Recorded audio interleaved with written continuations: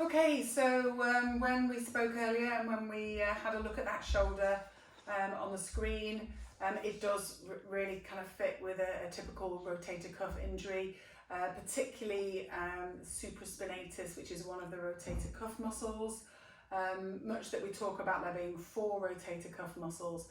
They do overlap a bit, and if there's an injury to one, sometimes the others can kind of leap in and support.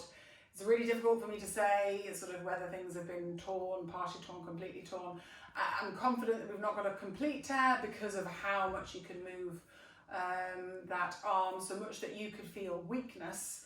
Sometimes weakness is down to a partial tear, sometimes weakness is down to pain inhibiting the strength, so pain's quite good at kind of switching off muscles and tendons. So just to recap on what we talked about, the shoulder is what we call a ball and socket joint, but unlike the hip, it's a big ball in a little socket. And the reason for that is your shoulder's the most mobile joint in the body. And if we had a big ball in a big socket, it would be more restrictive. So the job of the rotator cuff is to sit around that ball and socket and basically kind of suck that ball into that socket. So wherever you put your arm in 3-dimensional space, that ball is being held in place. And when we have an injury to the rotator cuff, it's painful, but it also can affect a little bit how that shoulder moves. When we're thinking about sort of rehabbing a tendon injury, to be honest, any tendon injury, we know that tendons, they're not brilliant healers because they don't have a great blood supply. So they can heal, they have the capacity to heal, but they are not quick at healing. And it can take a while. We also know that tendons heal with stimulation or load to them. No tendon ever got better being rested, so we need to sort of put a little bit of load through that shoulder. So therefore I'm going to go on to your exercises now, but an important thing to sort of bear in mind is that sort of load. I need you to feel that shoulder. I need it to be a bit uncomfortable. So I know when we talked about on the Zoom call earlier, and we were sort of doing that typical physio thing of score it out of 10, bear that pain scale in mind. I really wouldn't want you going above a 5 out of 10. About a 4 out of 10 when you're doing exercises, so you know you do it, you know you're doing it, we're putting a bit of load through that tendon, but it's not agony, and you've really got to monitor your symptoms when you're exercising. Okay, so the first one we're going to work on is that movement that was most painful for you. So that's what we call abduction. And supraspinatus plays a really important role in initiating that and controlling what the head of the humerus or the ball does as we bring our arm through range. So first thing for you is just have a little look in the mirror. It wasn't that obvious, but what I could see a little bit of on your side was just a little bit of hitching like that. So just be a little bit aware, and the cue I quite often give to my patients is put your shoulder blades in your back pocket. So think about just keeping that down. You said you had some light weights, so that's what I'm going to go with. I'm also got a bit of band, and I'll show you how to use that as well, and I'll get that to you tomorrow. So the movement you're essentially going to do is a modified version of that. We're just going to get you to bend your elbow, and you're just going to come out and up, okay? At the moment, that arm is too heavy for that supraspinatus muscle to lift pain-free, so we're not going to chop your arm in half, but we are going to shorten it by bending your elbow, okay? So tummy tucked under, shoulder blades in your back pockets, and just take that arm out and up. And if you can do a few of those and it's not bothering you at all, add in the weight, okay? So it's that same movement, you come in, out and up. And again, if it feels okay with the weight, work into about 10 to 15 reps. If that still feels really quite comfortable, start by bringing that arm into extension a little bit into abduction a little bit sooner.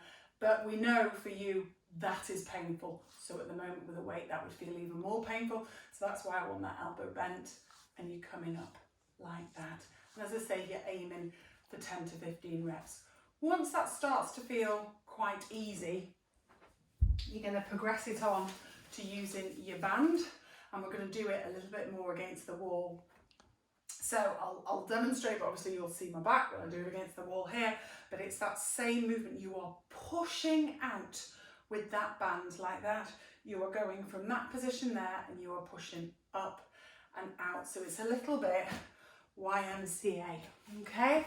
So if I show you what it looks like here, I want you to stand in what we call step standing. So your right leg is in front, left leg is back, arms like that, and you are pushing up and out into that position. Control the lower down. Think about keeping those shoulder blades in that back pocket. And again, up and out. Good. Shoulder blades in the back pocket. Okay. And again, with that one, you're looking for sort of 10 to 15 repetitions.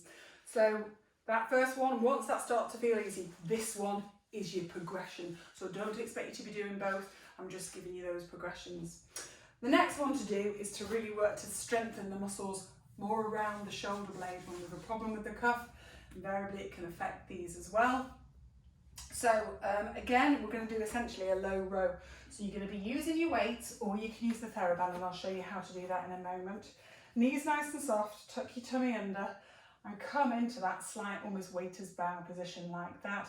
So your back's fairly straight, your arms are down, and you're literally just going to pull back with the weights and squeeze your shoulder blades together. And yep, do it on both. Squeeze your shoulder blades together. And really exaggerate the drop, so let the weight really pull you into a nice stretch, and then pull back, squeeze your shoulder blades together. You can also do it with the TheraBand. Put it under that right foot, and it's the same principle. Down, let it stretch, and again pull it up, squeeze your shoulder blades together. Okay, again, you're aiming for about 10 to 15 reps of that one. And then the final one I want you to work on, as I say, the rotator cuff has a really important role in stabilising that shoulder, and it requires loads of kind of sensory information that's coming in, so it's really good to do some stuff in weight bearing. So you can just go onto all fours like this. Actually, we'll bring in the band as well. Put that on, a little bit of tension, pushing out. And again, you can do squeezing those shoulder blades together and rounding them like that. Squeezing your shoulder blades together, rounding them like that.